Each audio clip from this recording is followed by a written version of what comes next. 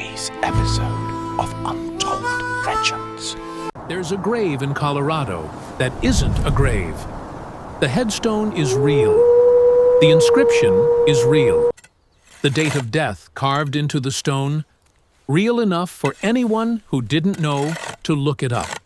But beneath it, there is no body. There is, if the accounts can be believed, something else entirely.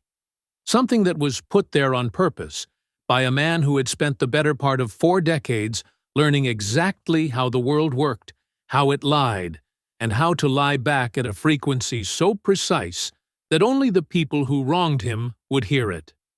His name was Nat Love. You probably know him by the other name, the one that was given to him in a sunburned arena in Deadwood, South Dakota, in the summer of 1876, by a crowd that had watched him rope, ride, and shoot his way to first place in a 4th of July contest that had been designed, almost certainly, to be won by someone else.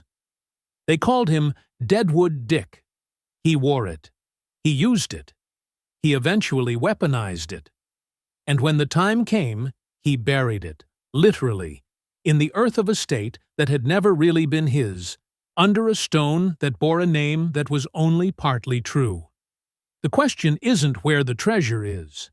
The question is why a man who had survived slavery, the open range, Apache raids, and the collapse of an entire way of life would spend the last chapter of it building an elaborate decoy.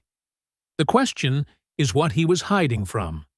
And the deeper question, the one that changes what you think this story is about, is who exactly he was hiding it from. That answer isn't the law. The law was never the threat. The threat was something quieter. Something that wore a smile and offered a contract. Nat Love was born into slavery in Davidson County, Tennessee, around 1854. The around matters here. Enslaved people were rarely given the dignity of a recorded birth date, and Love himself was never entirely sure. What he knew was that he was owned by a man named Robert Love, and that by the time the Civil War ended and he was nominally freed, he was approximately 11 years old, standing on land that wasn't his, with a name that had been assigned rather than chosen, in a country that had decided he was a person, but hadn't quite figured out what to do with that decision. His father died not long after emancipation. The family, Nat, his mother, and siblings, tried farming. It was the kind of trying that produces results only in stories where people are rewarded for effort. In reality, post-war Tennessee for a black family with no land and no capital was a slow, grinding form of the same dispossession slavery had been, just without the legal paperwork to make it obvious. What changed his life was a horse and a coin flip. In 1869, at 15, Love entered a raffle for a horse and won. He sold half the winnings and used the money to head west. It was a decision that sounds simple until you understand what heading west meant for a black teenager in 1869. It meant leaving the only geography you'd ever known, alone, with almost no money, moving toward a frontier that had its own complex and often violent relationship with race, but where the cattle industry, at least, had developed a partial meritocracy born from the fact that everyone on a drive was equally likely to get killed by weather, river crossings, or rattlesnakes. He hired on with a cattle outfit in Dodge City. He learned to rope, to ride, to shoot. He had what people who saw him consistently described as a physical relationship with horses that was unusual even among men who did nothing but work with horses. He could read terrain. He could navigate. He was, by all accounts, extraordinarily good at the job. Here's where the official story turns into something worth interrogating. The biography that most people cite when they talk about Nat Love is a book he published himself in 1907 called The Life and Adventures of Nat Love, better known in the cattle country as Deadwood Dick. It is a wonderful book. It is also a book that should be read with one hand on it and one eye on everything else, because Nat Love wrote it for an audience at a specific moment in his life, for reasons that have a great deal to do with the buried treasure and the false grave, and the particular kind of revenge that takes decades to set up correctly. In the book, Love claims to have met Billy the Kid. He claims to have been captured by a group of Native Americans who tried to adopt him, only for him to escape after a few weeks with their chief's best horse. He claims feats of marksmanship and roping that, if taken literally, would make him the most remarkable cowboy who ever drew breath. Some of these stories have been corroborated, partially, obliquely, by other sources. Others exist only in his telling. That's not automatically a problem. Self-made men in the late 19th century routinely embellished. What makes Love's embellishment interesting is its precision. He wasn't padding his story out of ego. Oh, he was building something. He was constructing a legend with the full understanding that legends could be bought and sold, and that, if you built yours carelessly, someone else would buy it out from under you. He had already seen that happen once. The name Deadwood Dick was not originally his. It had been used before him, loosely, informally, as a frontier moniker. But more importantly, by the time Love claimed the name for himself, a man named Edward Wheeler had been writing dime novels featuring a character called Deadwood Dick since 1877, a year after Love's alleged triumph in the Deadwood contest. Wheeler's Deadwood Dick was white. He was fictional. He was enormously popular. And the name was, in a commercial sense, already spoken for. What Love did when he published his autobiography was essentially plant a flag. And he was saying, I was here first. The real Deadwood Dick is me. The character in those novels is a theft, a copy of a copy, whitewashed for an audience that preferred its frontier heroes to look a certain way. He was right about all of that.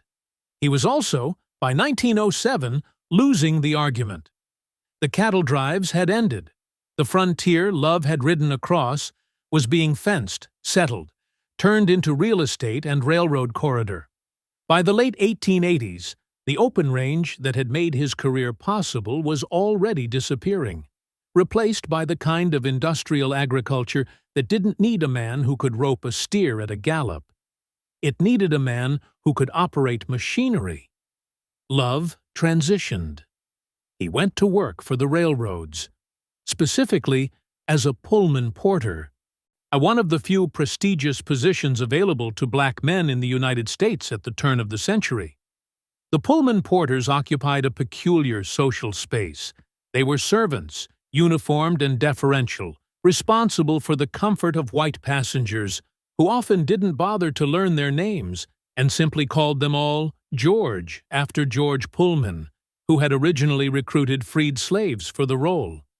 At the same time, Pullman porters were among the best-paid black workers in the country, part of an emerging black middle class that would later organize into the Brotherhood of Sleeping Car Porters, one of the most important labor unions in American history.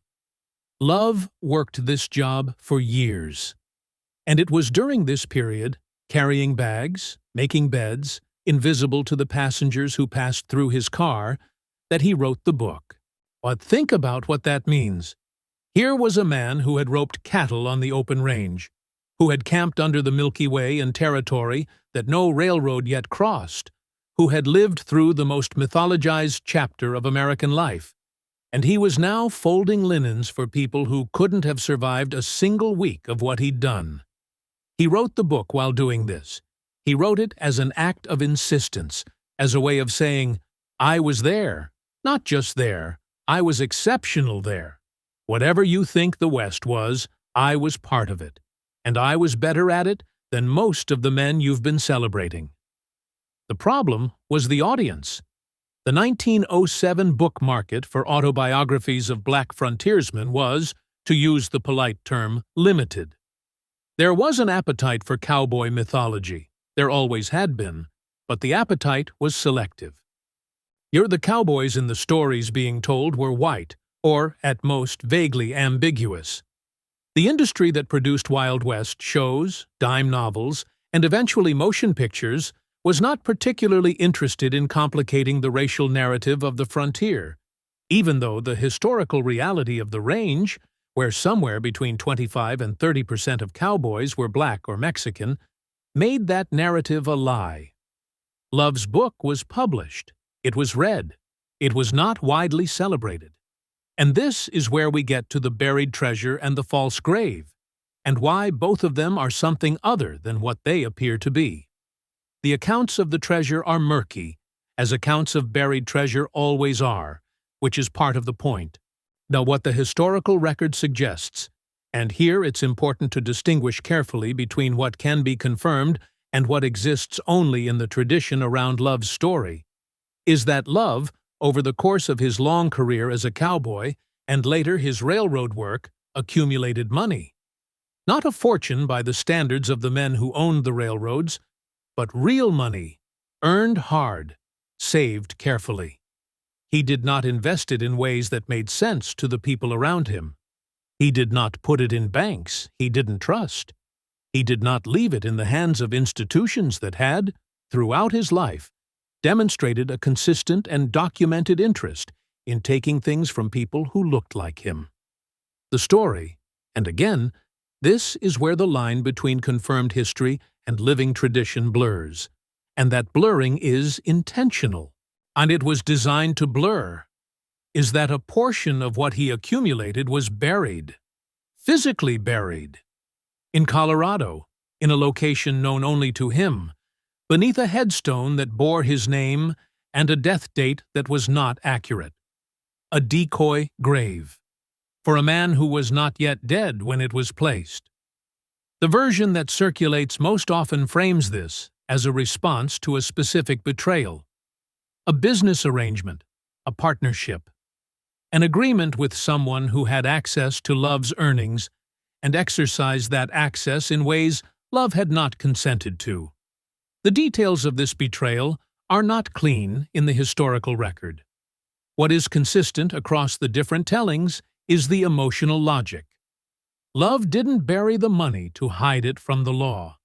He buried it because the people who might otherwise find it were the ones who had taken from him before, and he wanted them to know it existed and to never find it.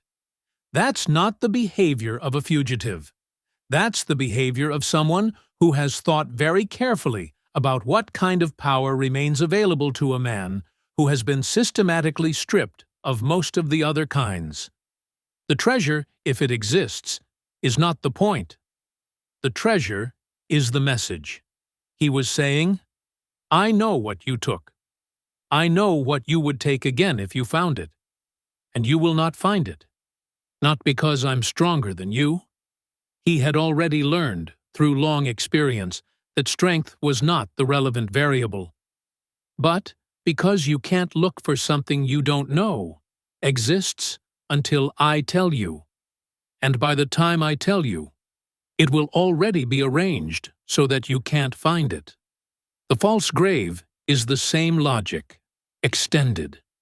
If you bury a lie under a headstone, and the headstone becomes a monument to the lie.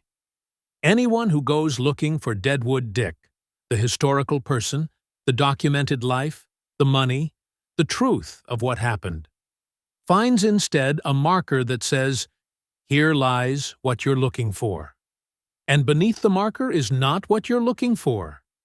The thing you're looking for is somewhere else. You are standing at the wrong location. You have been misdirected by a man who is no longer available to question. It is, if you think about it, one of the most elegant long cons ever executed by someone who had every reason to believe the world would keep cheating him. The betrayal at the center of this story, the one that appears to have catalyzed the buried treasure and the false grave, is best understood not as a single act, but as a pattern that began the moment Love published his book and continued through the remainder of his life. What he discovered, in the decade after publication, was that the story he had fought so hard to claim was being taken from him in the same way the original Deadwood Dick name had been taken. Not through violence or legal action, but through the slower, more respectable violence of commercial disinterest. His book didn't sell in numbers that changed anything. The legend he had carefully documented was not being transmitted into the popular culture that was, at exactly this historical moment, in constructing the myth of the American West for generations of people who would never question it. Buffalo Bill Cody had his Wild West show, Wyatt Earp had his hagiographers, Jesse James had his dime novels, and, eventually, his films. Nat Love had a book that most people had never heard of, and a name that half the country associated with a fictional white character invented by Edward Wheeler. The specific business betrayal that the treasure accounts point to, and again, the sources are inconsistent here, which may be precisely the point, appears to have involved a promoter or partner who had approached Love about the commercial potential of his story. The details suggested involve someone who had access to Love's earnings or the proceeds from some version of his narrative's commercialization, and who used that access to enrich themselves while leaving Love with considerably less than had been agreed. It would not be surprising. It would be, in fact, exactly what happened to virtually every black performer, athlete, and public figure of that era who had the misfortune of generating value that white intermediaries could capture. Jack Johnson was robbed by managers. Scott Joplin died having signed away his royalties. The history of that era is dense with variations on this particular theft. What made Love's response unusual was its premeditation and its patience. He didn't go to court. The courts of that era were not what you would call a reliable venue for black plaintiffs in disputes with white businessmen. He didn't make public accusations. He waited. He arranged. He set up a situation that would outlast him. And the false grave was part of that arrangement. By placing a decoy headstone in Colorado, in a state connected to his legend, in a location that seemed significant, he was ensuring that anyone who came looking for the real Nat Love, the real Deadwood Dick, the real money, would find themselves standing in front of a piece of theater, a marker for something that wasn't there. Meanwhile, wherever the real story was, and wherever the real money was, it would remain undisturbed, waiting for either discovery by someone worthy of finding it or permanent concealment from everyone who wasn't. Here's the thing about a buried treasure that is designed not to be found. It works regardless of whether it's found or not. If no one ever finds it, the treasure does exactly what Love intended. It sits beneath the earth, are inaccessible to the people who took from him, permanent evidence of something they can never touch. If someone does find it, some future person, generations removed from the betrayal, with no stake in the original theft, then what they find is not just money. What they find is the physical evidence that Nat Love was, in the end, smarter than the system that tried to contain him, that he played the game correctly, that the man they couldn't steal from in the end was the same man they thought they'd reduce to folding linens on a train. Either way, he wins. That was the design. What makes this genuinely dark is the cost. The calculated patience required to set something like this up, to write the book, to work the railroad, to wait, to arrange the grave, to say nothing and let the decoy do its work. That patience doesn't come free. And it comes from having exhausted every other option. It comes from having tried the direct routes and found them blocked, having tried to reclaim your story through legitimate means and watched the story continue to be taken, having tried to trust the institutions of commerce and law and found them reliably aligned against you. The buried treasure and the false grave are not the acts of a man who believed he lived in a just world. They are the acts of a man who had thought very carefully about what justice looked like in an unjust world, and had concluded that it looked like this, outlasting them.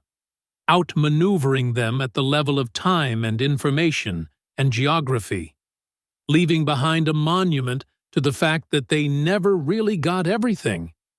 Nat Love died in Los Angeles in 1921. The date is confirmed. And the grave, the real one, is in Rosedale Cemetery. It does not attract much attention. The false grave in Colorado, if it exists exactly as the accounts describe, remains a matter of historical dispute. Some researchers believe the story of the buried treasure was itself part of the legend Love constructed. Another layer of the con, a final embellishment designed to ensure that even after his death, people would keep looking for him in the wrong places, keep arguing about what was real and what wasn't, keep returning to the fundamental question of who Deadwood Dick really was. If that's true, it's possibly the most sophisticated move of all, because the argument itself, the uncertainty about what's buried and where and why, is the point. As long as people are arguing about whether the grave is real, they're engaging with Nat Love's version of the story. They're inside his frame. They're asking the questions he wanted asked, about his life and his choices and what was done to him and what he did in return. That's not a buried treasure. That's a haunting. The dime novels are still in circulation. The Deadwood Dick character, white, fictional, straightforward, still appears in cultural references that have nothing to do with the real man who claimed the name. The Wild West shows that didn't include Love's story closed long ago, and the myth they built has mostly crumbled into something people see through now, or at least try to. What hasn't crumbled is the question. It's still there, under the headstone in Colorado, under the grave in Los Angeles, under the book that most people have never read, and the name that was almost stolen. And it's the question Love never quite answered, because answering it directly would have given someone else leverage over it. What exactly did they take? And is what's buried enough to cover the debt? Somewhere in Colorado, there may be something buried under a stone that was placed there on purpose, by a man who knew he would be robbed again after he was dead. The question isn't whether the treasure is real. The question is, if someone had already taken everything you worked for once, and you knew they'd try again after you were gone, what would you leave behind? And where would you hide it? And who would you trust to find it? Think about that. And think about whether, in your own life, you've ever been standing in front of someone else's false grave, looking for something that was arranged, very deliberately, to not be there, not be there, not be there.